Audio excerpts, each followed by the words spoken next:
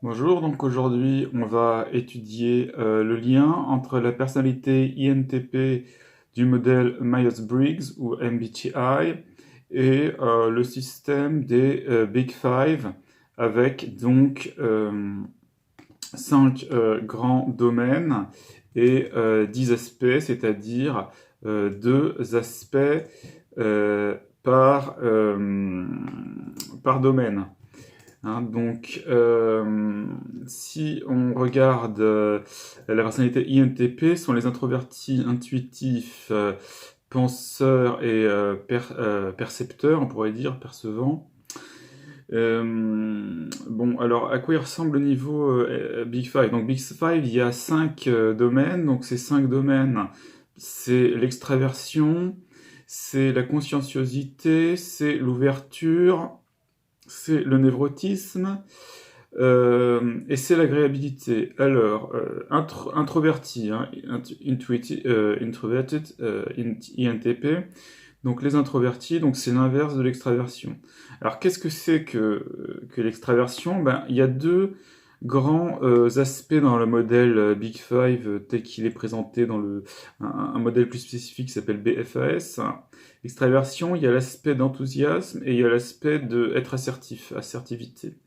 Donc l'enthousiasme, qu'est-ce que c'est? Ben, c'est la capacité de se faire des amis facilement, de s'ouvrir facilement aux autres, de montrer ses sentiments, de ne pas tenir les autres à distance. Et de ce point de vue-là, ben non, pas vraiment. L'INTP, ben, c'est vraiment un introverti. Donc effectivement, il a tendance à être un petit peu froid, un peu distant, pas facile d'accès en fait, dû à son introversion, puis en plus combiné avec son niveau d'abstraction élevé.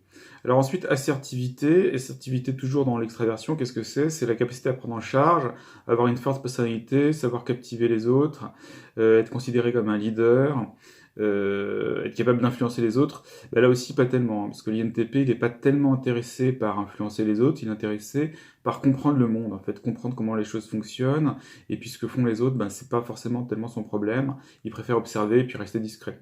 Hein, donc il va être faible en enthousiasme, c'est-à-dire faible en sociabilité, émotions positives, recherche d'excitation, de sensations, et puis relativement faible, peut-être un peu moins, en assertivité avec la nuance que quand même il cherche la vérité, c'est sa fonction principale, hein, avec la fonction TI, de pensée logique introvertie, et donc il va être relativement assertif quand ce sont des questions qui lui tiennent à cœur, où il va essayer de maintenir la vérité. Voilà.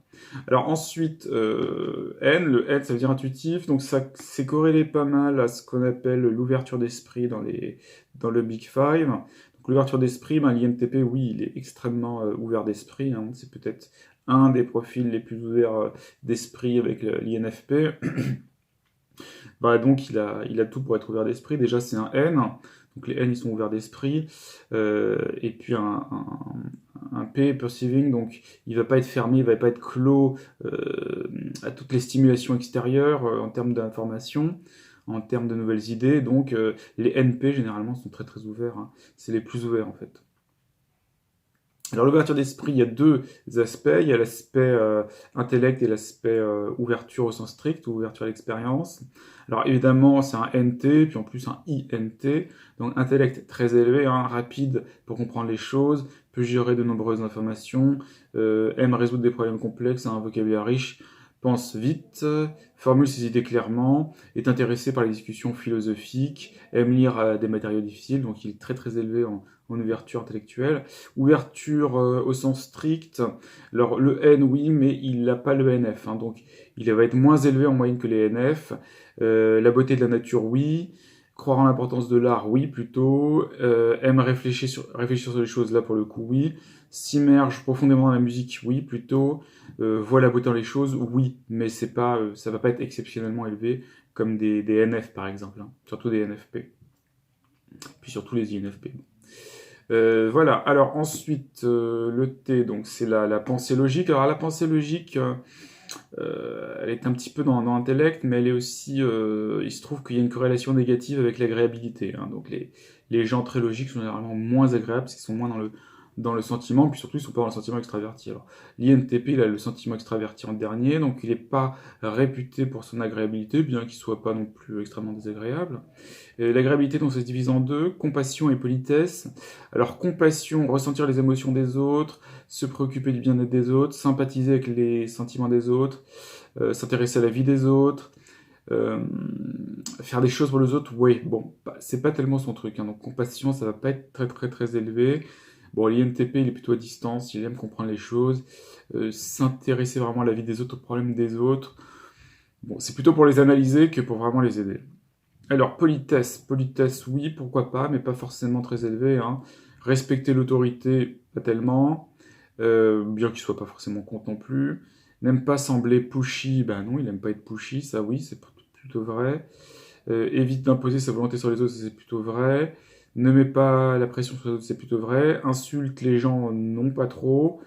Pense qu'il est meilleur que les autres, oui, plutôt. Prend avantage des autres, non. Donc en politesse, finalement, bon, là, il va être relativement élevé, mais... Enfin, en tout cas, plus élevé qu'en compassion, pas non plus forcément très élevé. Mais en agréabilité, au total, à cause de la compassion, il va quand même baisser. Alors ensuite, le P, perceiving. Donc perceiving, c'est des gens qui réagissent du tac au tac, hein, qui planifient pas trop, qui mettent pas forcément énormément d'emphase sur l'organisation. Et donc ça va se retrouver un petit peu dans la personnalité de l'INTP, dans ce qu'on appelle la conscienciosité, hein, sur laquelle j'ai fait une vidéo. Donc, que vous pouvez aller voir. Conscienciosité, donc il y a deux choses, ordre et industriosité. Donc ordre, bah, pas forcément, ça l'intéresse pas trop, parce qu'en plus c'est un N, donc il s'intéresse pas au monde physique et sensoriel. Est-ce qu'il aime l'ordre? Pas trop. Est-ce qu'il garde les choses bien rangées? Non, pas vraiment. Est-ce qu'il suit un agenda? Plus ou moins. Est-ce qu'il veut que tout soit juste bien comme il faut? Non, pas vraiment. Est-ce qu'il veille à ce que les règles soient observées? Pas vraiment. Est-ce qu'il veut que chaque détail soit bien peaufiné? Non. À part bien sûr dans son modèle de pensée, mais ça c'est autre chose. C'est pas la sensorialité. Est-ce qu'il laisse un peu traîner ses affaires? Oui. Bon, donc ordre, pas très très élevé. Industriosité, bon bah là aussi ça va pas forcément être extrêmement élevé. C'est un personnage P, donc bon, il n'a pas de fonction TE dans ses premiers ou deuxièmes dans ses premières ou deuxièmes fonctions. Donc, est-ce qu'il poursuit ses plans parfois? Est-ce qu'il finit ce qu'il a commencé? Pas toujours. Est-ce qu'il fait les choses rapidement? Non, pas forcément, il a tendance à procrastiner. Est-ce qu'il sait toujours ce qu'il fait? Bah oui, quelque part. Gâcher son temps? Oui, enfin, c'est pas vraiment gâcher, mais il aime bien apprendre plein de choses, mais ça lui sert pas forcément. Trouve ça difficile d'aller au travail? Oui. Euh, Facilement distrait? Oui, plutôt. Bon, plutôt parce qu'il s'intéresse à plein de choses, mais il ouvre plein de projets, mais c'est plus difficile de les fermer en fait, hein. Alors ensuite, finalement, le névrotisme. Alors le névrotisme, c'est pas directement lié au modèle MBTI, donc c'est un peu plus difficile. Malgré tout, bon, on peut essayer de dire des choses. Donc dans le névrotisme, il y a deux choses, il y a la volatilité et le retrait. Alors volatilité, pas forcément.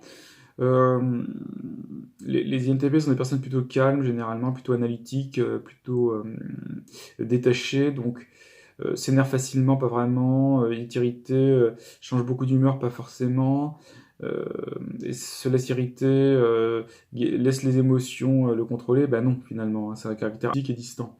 Par contre, retrait, oui, oui, parce qu'il se sent différent, oui, parce qu'il anticipe plein de choses, donc oui. Le retrait, c'est-à-dire la dépressivité et l'anxiété, oui.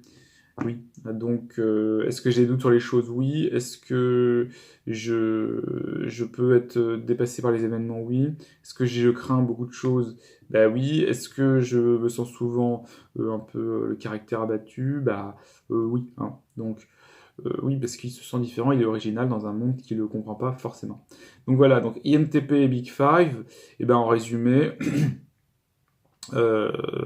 introversion surtout sociale et au niveau des émotions, un petit peu moins au niveau de l'assertivité, ouverture d'esprit très grande surtout pour l'intellect, désagréabilité un peu plus désagréable que la moyenne peut-être, mais surtout un petit manque de compassion quand même, et puis conscienciosité pas beaucoup, surtout au niveau de l'ordre ça m'intéresse pas trop, industriosité peut-être plus, et puis finalement, bah, le névrotisme moyen, avec l'agitation, l'irritabilité un peu bas, mais par contre, angoisse et dépressivité, oui, ça peut être relativement élevé.